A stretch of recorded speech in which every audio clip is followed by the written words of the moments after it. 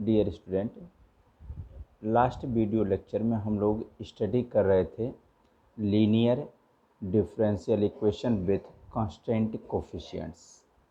तो first all आप हम लोगों ने ये देखा था कि लीनियर डिफरेंशियल इक्वेशन किसे कहते हैं, और फिर उसके बाद लीनियर डिफरेंशियल इक्वेशन के डेफिनेशन ये देखने के बाद फिर linear differential equation of higher order with constant coefficient को डिफाइन किया गया, और डिफाइन करने के बाद फिर कहा गया कि इसके सॉल्यूशंस को हम किस तरीके से फाइंड आउट करते हैं। और इस प्रोसेस को डिस्कस करते करते हम लोग ऑपरेटर डी के बारे में डिस्कशन किया। फिर उसके बाद आते आते हम लोग आ गए डिफरेंशियल इक्वेशन में ऑक्सिलरी इक्वेशन क्या होता है उसके डिस्कशन पे आ गए। अब ऑक्सिलरी इक्वेशंस के जब डिस्कशन पे आ गए तो अब नेक्स्ट आता है टॉपिक हम लोगों का स्टेप्स फॉर फाइंडिंग जो कंक्लूजन है उसकी बात कर रहे हैं for auxiliary equation. Steps for finding auxiliary equation. पहला स्टेप जो आपका if given equation is F D Y is equal to 0 where d stands for dy dx। तो यहाँ पर सबसे पहला काम क्या करते हैं कि आपको जो समझाया गया था आर्टिकल के माध्यम से, उसके बाद कहा गया था put d is equal to m, Y equals 1 and right hand side is equal to 0 if not. अगर राइट हैंड साइड 0 है तब तो कोई समस्या नहीं है, अगर राइट हैंड साइड 0 नहीं है तो उसे भी क्या बना लीजिए 0। एफ डी वाई में डी की जगह यम रख दीजिए, वाई की जगह 1 लिख दीजिए। तो ये मिल गया आपको। अब ये जो इक्वेशन मिलेगा क्या आपको मिलेगा, देन वी गेट मिलेगा आपको एफ एम इक्वल्स 0। और यही जो एफ एम इक्वल्स 0 मिला इसी को हम कहते हैं that is known as auxiliary equation. और इसके डिस्कशन के लिए आपको कहा गया था कि एफ एम इक्वल्स 0 चूँकि यम के लिए n डिग्री का एक पॉलिनोमियल इक्वेशन है, तो जब इस n डिग्री के पॉलिनोमियल इक्वेशन को फैक्टराइज करेंगे तो उसके रूट्स मिलेंगे, और जो रूट्स मिलेंगे उसके करस्पॉन्डिंग कॉम्प्लीमेंट्री फंक्शन क्या होगा इस पर हम लोगों को डिस्कशन करना है। तो नेक्स्ट टॉपिक हम स्टार्ट करते हैं। जो मेन है आज हम लोगों को डिस्कस करना है वह है rules for finding the complementary function, for finding the complementary function. ये हो गया कॉम्प्लीमेंट्री फंक्शन पाने के लिए रूल्स क्या होंगे, ये इसकी बात हम करें। ओके, तो let the given equation is the given equation is ये है आपका d to the power n plus a1 d to the power n minus 1 plus a2 d to the power n minus 2 plus dot plus an y is equal to 0। ये कह दिया इसको equation number 1 का। Then the auxiliary equation of equation 1 is, इस differential equation का auxiliary equation लिखने के लिए डी की जगह क्या रखेंगे, यम रखेंगे, तो हो जाएगा m to the power n plus a1 m to the power n minus 1 plus a2 m to the power n minus 2 plus dot plus an, और ये ब्रैकेट क्लोज किया, y की जगह 1 रख देंगे, राइट हैंड साइड 0 कर दिया। ये हो गया इक्वेशन नंबर 2 जिसे आप ऑक्सिलरी इक्वेशन कह रहे हैं। क्योंकि ये जो आपको एफ एम मिला हुआ, मतलब जो फंक्शन ऑफ एम मिला है, जो ऑक्सिलरी इक्वेशन मिला हुआ है, यह एम के लिए एन डिग्री का एक पॉलिनॉमियल इक्वेशन है। इसका मतलब सॉल्व करने पर इसके एन रूट्स हमको मिलेंगे। कहा late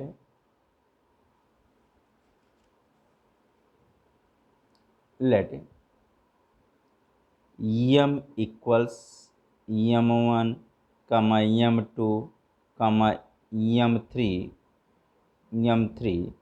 dot dot mn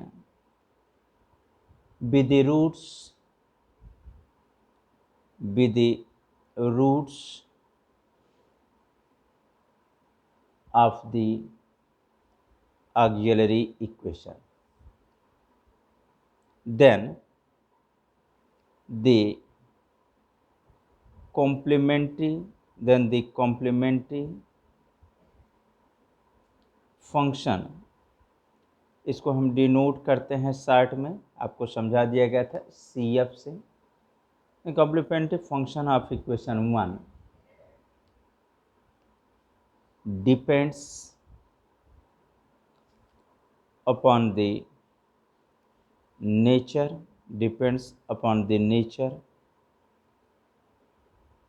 of roots of the auxiliary equation। मतलब जब एफ एम के लिए n डिग्री का एक पॉलिनॉमियल इक्वेशन है, तो इसको फैक्टराइज करेंगे तो आपने कहा कि every polynomial degree of n has exactly n roots. इसका मतलब इसके भी n रूट्स मिलेंगे। लेकिन इस दिए गए डिफरेंशियल इक्वेशन का जो कॉम्प्लीमेंट्री फंक्शन होगा, वह कॉम्प्लीमेंट्री फंक्शन इन रूट्स के नेचर पर डिपेंड करेगा।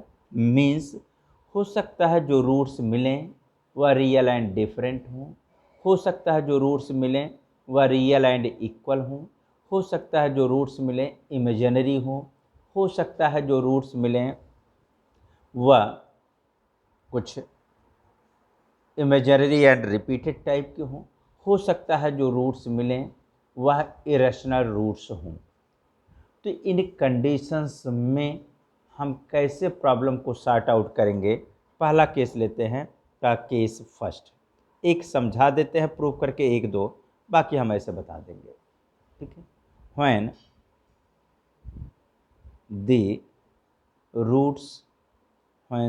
रूट्स ऑफ ऑक्सिलरी इक्वेशन, ए का मतलब auxiliary equation, are real and distinct, मान लेते हैं कि जब आपने रूट्स फाइंड आउट करने पे जो रूट्स आए वह रियल एंड डिफरेंट हो गए। Real and different in the sense means that is equation 1 is of the form d minus m1। मान लीजिए फैक्टराइज करने पे कुछ इस तरीके से मिला है, d minus m2, d minus m3 and dot dot so on d minus mn। N roots की बात हो रही है। Operated on y is equal to 0, यू में से इट इज इक्वेशन नंबर 3, ये कह दिया। या यहाँ से आप कह सकते हैं कि this can be written d minus m1 into Y is equal to 0, d minus m2 into Y is equal to 0, d minus m3 into Y is equal to 0 and dot dot फिर आ जाएगा d minus mn into Y is equal to 0। मतलब जितने roots मिल रहे हैं वह different हों, तो उस कंडीशन में let d minus m1 y is equal to 0। चूँकि d मीन्स आप पहले ही कह चुके कि d बाई डी एक्स है, then this can be written as dy upon D X minus m1y is equal to 0। अब जब आपने इसको ऐसा लिख दिया तो साफ साफ दिख रहा है कि यह फर्स्ट ऑर्डर फर्स्ट डिग्री का लीनियर डिफरेंशियल इक्वेशन है। तो इंटीग्रेटिंग फैक्टर फाइंड आउट करेंगे तो होता है e to the power integral of q, तो ये p, तो यहाँ हो जाएगा -m1 into D X, integrating factor निकालना है तो जाएगा e to the power -m1x, ये आ गया आपका। क्लियर। अब सॉल्यूशन की बात आ रही है का देयरफॉर सॉल्यूशन विल बी, का सॉल्यूशन क्या होगा, dependent variable y into integrating factor e to the power -m1x is equal to whole integral q की जगह क्या है 0 into integrating factor e to the power -m1x dx plus arbitrary constant, ये आपका आता है प्लस आर्बिट्रेरी कांस्टेंट, ये आ गया। सिंप्लीफाई करेंगे तो आपको मिलेगा y into E to the power -m1x is equal to c1 और this will gives y equals c1। इसको ट्रांसपोज करके राइट हैंड साइड में ले जाएंगे तो ये हो जाएगा e to the power m1x, तो y इक्वल्स आपको मिल गया c1 e to the power m1x, ये आपको मिल गया। कहाँ से मिला, जब आपने ये कंसीडर किया d minus m1y is equal to 0, तो उसका सलूशन आया y equal c1 e to the power m1x। ऐसे ही सिमिलरली अगर हम d minus m2y is equal to 0 करें और इसका सलूशन फाइंड आउट करना चाहें तो ये आ जाएगा y is equal to c2 e to the power m2x, और इस प्रोसेस को ऐसे हम कंटिन्यू रखें तो d माइनस mn को जब y पर ऑपरेट कराएंगे तो जो रिजल्ट आएगा similarly we can say that will be cn into E to the power mnx, ये आ जाएगा आपका। इसका मतलब कहा देयरफॉर कॉम्प्लीमेंट्री फंक्शन, या कह सकते हैं देयरफॉर सॉल्यूशन ऑफ इक्वेशन 1, जिसका राइट हैंड साइड है इक्वेशन 1 आपके सामने ये है, तो solution of equation 1 may be written as y equals c1 e to the power m1x plus c2 e to the power m2x plus dot dot plus cn e to the power mnx। तो आप यह भी जानते हैं कोई भी problem कोई भी डिफरेंशियल इक्वेशन जितने आर्डर का होता है उसके सलूशन में उतने ही आर्बिट्रेरी कांस्टेंट होते हैं, तो यहाँ पर आपने उसके अकॉर्डिंग इस प्रॉब्लम को सॉल्व कर लिया है, कोई दिक्कत आपको नहीं। फिर अब मान लेते हैं कि रूट्स जब आपने फाइंड आउट करना शुरू किया, रूट्स एक्चुअली मतलब जो रूट्स आपने निकाला, सेकंड केस ले लेते हैं, वह रूट्स रियल एंड इक्वल आने लगे। व्हेन, बस एक दो केस डिस्कस करेंगे। When the roots of auxiliary equation are real and equal. चलिए, अगर ऐसी बात आ गई तो पहला यहाँ यह भी आइडेंटिफाई कर दें, टू रूट्स की बात हम करें, two roots real and equal आ गए, मतलब आपने सीधे सीधा कहा कि late m1 is equal to m2। अगर दो रूट इक्वल आ गए देन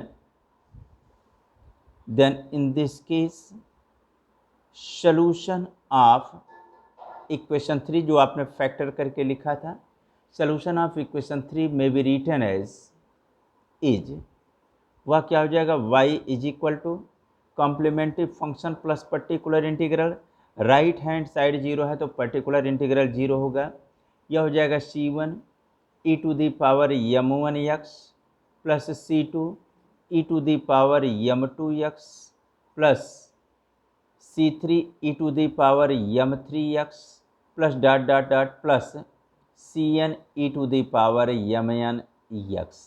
ये तो आपने सॉल्यूशन निकाला है। अभी इक्वेशन नंबर 4 ये निकाला है, कब, जब रूट्स रियल एंड डिफरेंट हों, लेकिन आपने कह रखा है कि दो रूट इक्वल हैं, तो दो रूट इक्वल हैं इसका मतलब c1 into m1 is equal to, because ये लिख दिया m1 is equal to m2। दो रूट्स अगर हम लोगों ने इक्वल मान लिया है तो इसका मतलब हो जाएगा c1 e to the power m1x plus c2, m2 की जगह m1 रखेंगे तो e to the power m1x common हो जाएगा, तो आ जाएगा c1 plus c2 into E to the power m1x, ये लिख दिया, plus c3 e to the power m3x and plus dot dot plus cn e to the power mnx, इतना आ गया।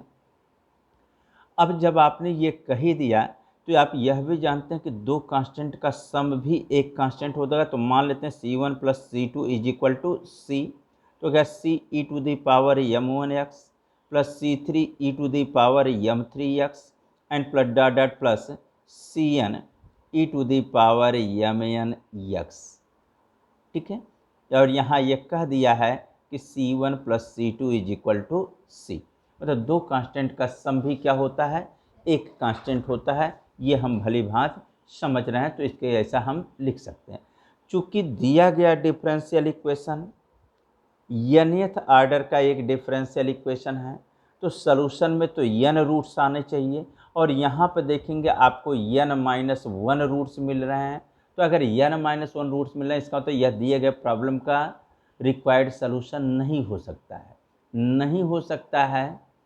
तो उस कंडीशन में कहा आपने कि therefore the part of CF, CF means complementary function corresponding to the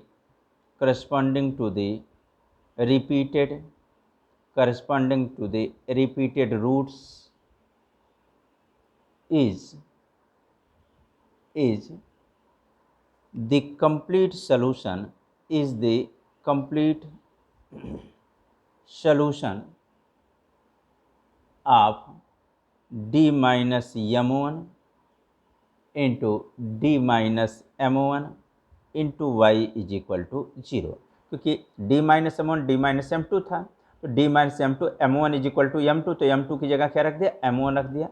अब इसका सलूशन हम लोग फाइंड आउट करना चाहते हैं, क्योंकि दो रूट इक्वल हैं, तो कहा लेट d माइनस m1 जब ऑपरेट किया y पर तो जो रिजल्ट आया वह क्या हो गया, v हो गया, इसको कहा इक्वेशन नंबर 2।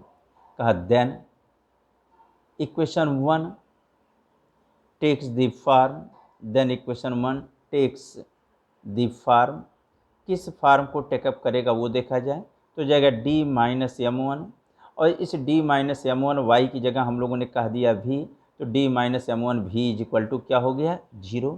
कहा इसका मतलब इसको हम लिख सकते हैं dv upon dx minus m1 v is equal to 0, first order first degree का लीनियर डिफरेंशियल इक्वेशन। तो इंटीग्रेटिंग फैक्टर निकालेंगे तो हो जाएगा e to the power minus m1 x आ जाएगा। सॉल्यूशन लिखेंगे तो dependent variable into integrating factor is equal to whole integral q, q की जगह क्या है, चलिए ये तो हमने लिख दिया, बहरहाल इसको तो हम लोग दूसरे तरीके से भी कर सकते थे, फिलहाल चलिए वेरिएबल सेपरेबल बना के भी किया जा सकता था। चलिए तो राइट हैंड साइड 0 है into E to the power minus m1 से integrating factor with respect to independent variable plus arbitrary constant, ये आर्बिट्रेरी कांस्टेंट मान लेते हैं, ये क्या है, c1 है। तो ये तो हो जाएगा सिर्फ बिजलेगा का, this is equal to c1, तो v इज इक्वल टू क्या मिल गया, c1 into E to the power m1x, से it is equation number 3।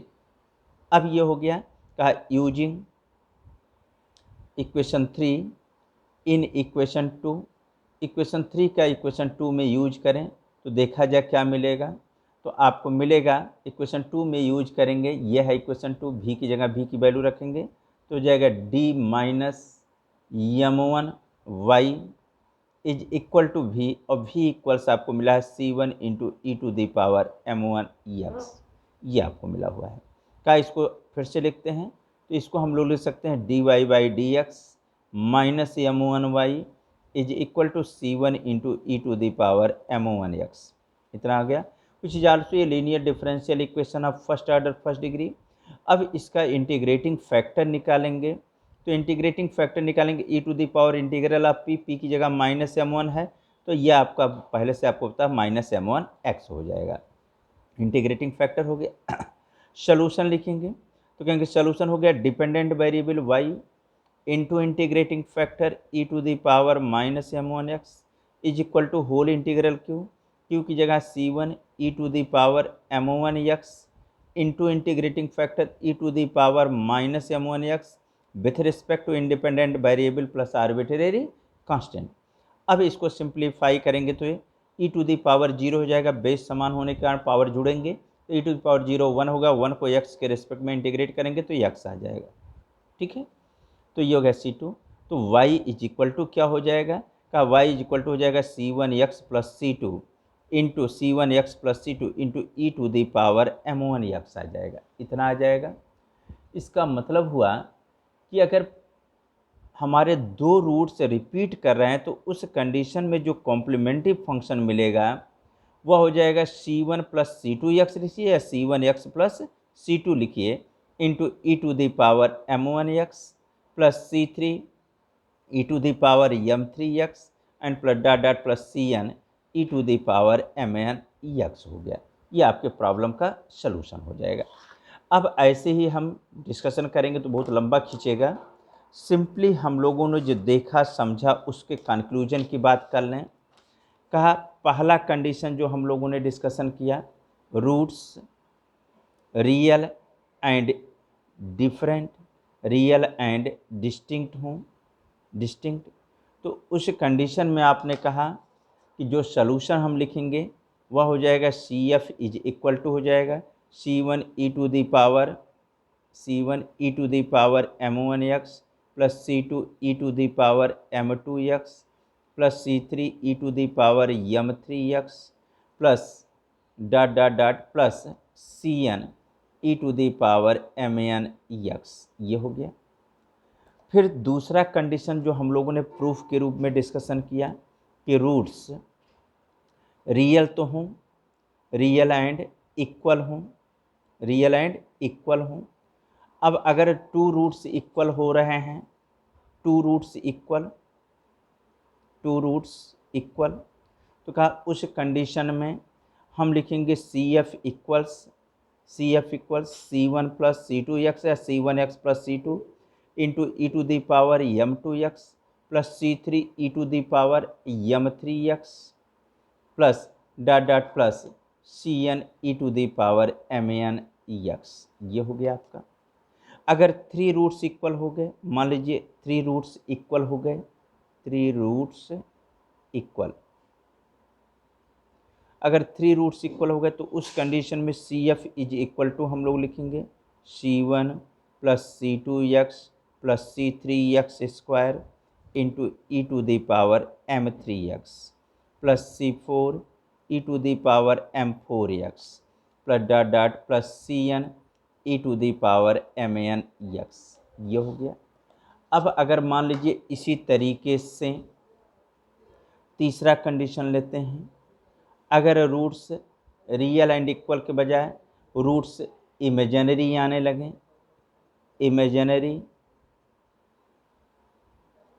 As alpha plus minus i beta, imaginary as alpha plus minus i beta, अगर ऐसा roots आने लगे तो उस कंडीशन में CF कैसे लिखेंगे, तो कहा उस कंडीशन में CF इक्वल्स लिखेंगे C1 cos beta x plus C2 sine beta x multiplied by e to the power alpha x plus C3 e to the power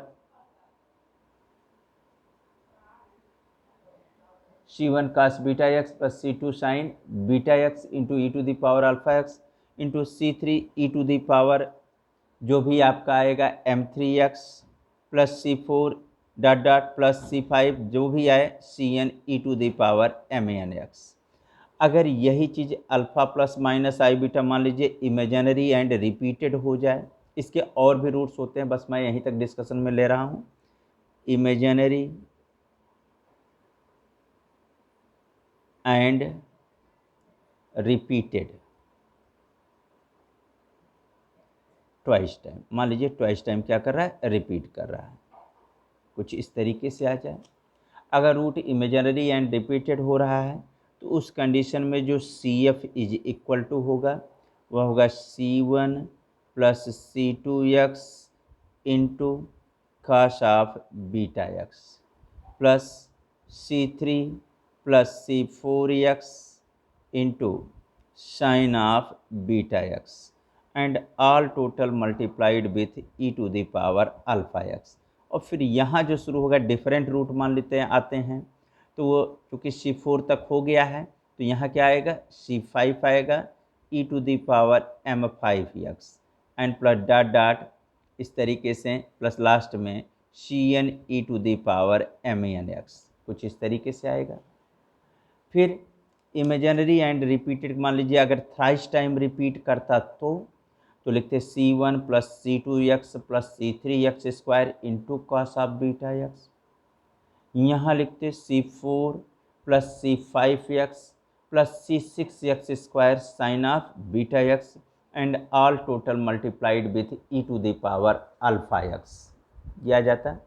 फिर नेक्स्ट आता C6 e to the power M6x plus dot dot plus Cn e to the power Mnx and so on. इस तरीके से हम लिखते हैं। अब यह भी संभावना हो सकती है कि जब आप रूट्स फाइंड आउट करें तो उस कंडीशन में जो रूट्स आए वह इरेशनल रूट आ जाए, irrational roots as alpha plus minus root beta. मान लीजिए एक रूट ऐसा मिल गया इरेशनल, तो जब इरेशनल रूट मिलता है तो उस कंडीशन में जब हम सी एफ लिखते हैं तो C F is equal to लिखते हैं C1 hyperbolic cos root beta x plus C2 hyperbolic sine root beta x and all total multiplied with e to the power alpha x. Clear? तो वो लिख देते हैं e to the power alpha x. ये हो गया आपका। तो अगर यहाँ इरेशनल में भी रिपीटेड होता तो लिखते C1 plus C2x into hyperbolic cosine root beta x plus C3 plus C4x into hyperbolic sine root beta x multiplied by e to the power alpha x. तो अब आपने ये देखा कि जब हम कॉम्प्लीमेंट्री फंक्शन पाने के लिए सबसे पहले ऑक्सिलरी इक्वेशन फाइंड आउट करेंगे और ऑक्सिलरी इक्वेशन फाइंड आउट करने के लिए हम F D y equals Q x में डी की जगह m, y की जगह 1 और राइट हैंड साइड को 0 करेंगे।